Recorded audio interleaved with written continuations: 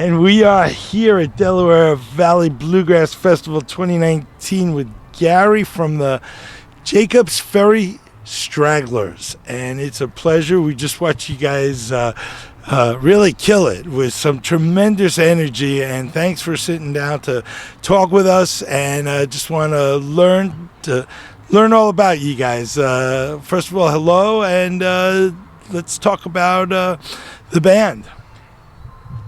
Hello. Thanks for having me. The Jakobs Ferry Stragglers. We're from southwestern Pennsylvania, kind of in the area that Maryland, West Virginia, and Pennsylvania meet. We formed in 2014, and we've just been trying to get to play as much music as we possibly can in the 5 years since then. How'd you guys all meet? Well, we were kind of an offshoot of another project that I was in.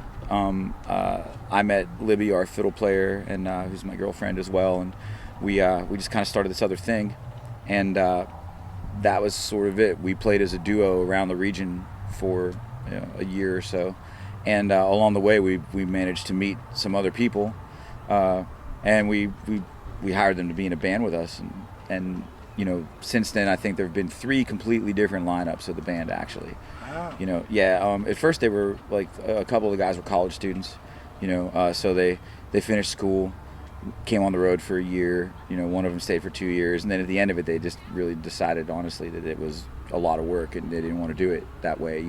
So that was cool. We switched out. So we started as a quartet with guitar, fiddle, clawhammer, banjo, and upright, and then that swapped out for a 3-finger banjo player.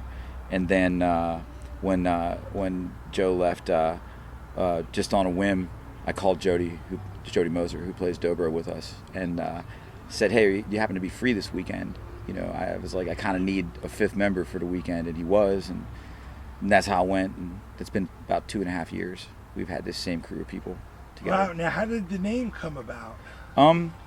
Jakobs Ferry is a spot in Greene County, Pennsylvania, which is the western corner of the state, extreme western corner. And if you're anywhere near the place, there's signs for it. Say the Jakobs Ferry is 3 miles away or something like that. But if you actually, and all my whole life, I never went to Jakobs Ferry, and one day I decided I wanted to go see it, and I followed this road for a few miles, a very narrow road down along the river. And I got to Jakobs Ferry, and it was a basketball court that had hoops with no rims on them, just the backboards, and 2 double-wide trailers that had a roof built over them, and that's it. There was nothing else there. And I thought that was fantastically ironic for the amount of signage that there is for the place. It's really, there's nothing there. It was once a ferry crossing. So we just chose that as a band name, Jakobs Ferry. Awesome. Yeah. That's great. So you said you've been in the business for a little bit before starting this. I studied music in college. I started playing music when I was really little. I was 5, 6 years old. My dad played a little bit of guitar, and I just wanted to play guitar. So eventually, I think he got tired of me asking, and he just got me a guitar and taught me a little bit. Then I studied multiple forms of music for a long time and got a degree in jazz guitar, and I did things like cruise ships and amusement parks, and I was in a couple of country bands where I played electric guitar, and Vegas. I lived in Vegas for a little while and played out there, and then I went to Nashville. I lived in Nashville. I didn't play quite as much in Nashville, but I did play some, and I moved home about 10 years ago, and started just writing songs here and there, and wasn't really sure if I was going to keep playing music actually. And I wrote a song that I thought, I really want to record this with an upright bass player and a banjo player. And just like a couple days later, I met those guys. Wow. A couple days later, I met a banjo player and a bass player, and we learned the song, and that accidentally became a band.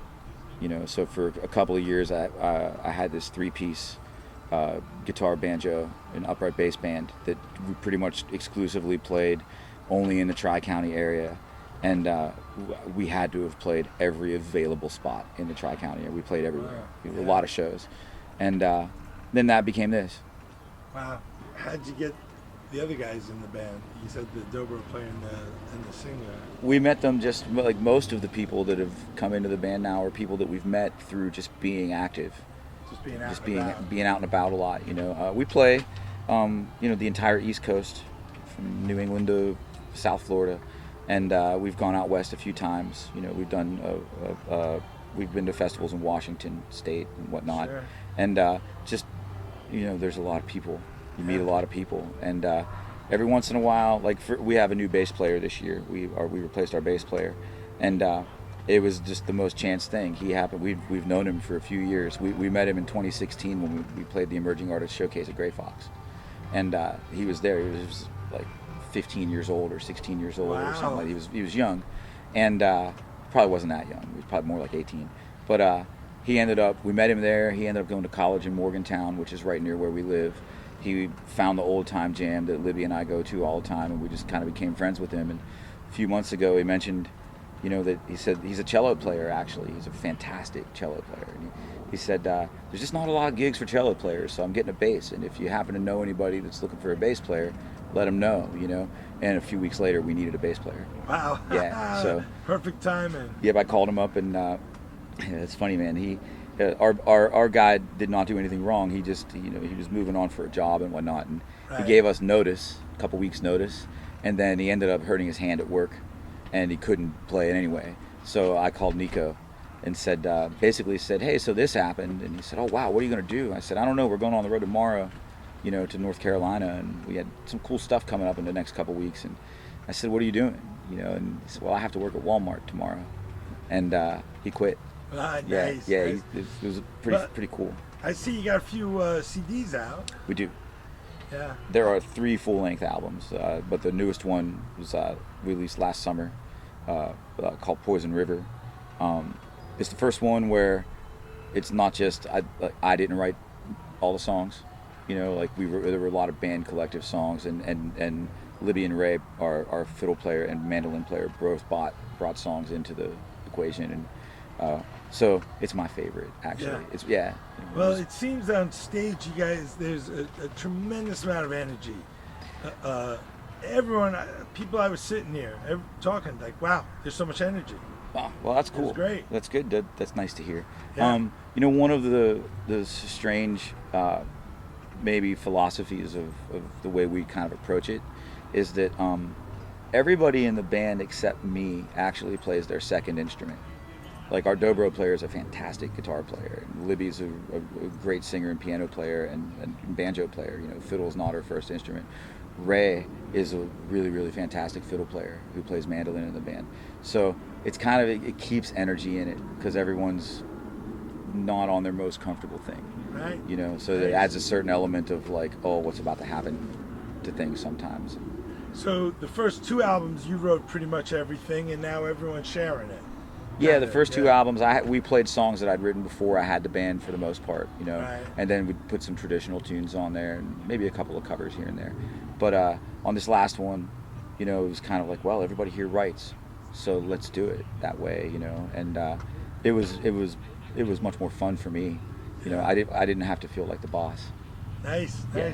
So how do we find everything on social media? Well, we're on Facebook. You find Jakobs Ferry Stragglers. www.jakobsferry.com. You can find us on Spotify, on all those. Like if it's there, we're probably on it. Yeah. Yeah. Awesome. And so we'll keep looking for you. Thanks for talking to us. And you're touring a lot, I assume? Yeah, like 150 to 160 days a year. Nice. Like pretty consistently for the last 3 or 4 years. So that's been really a blessing, actually. Sure It's is, really yeah. nice. Yeah. So we Yeah. appreciate all of it. Yeah. All right, man. Thanks for speaking with us here. Yeah, sure, man.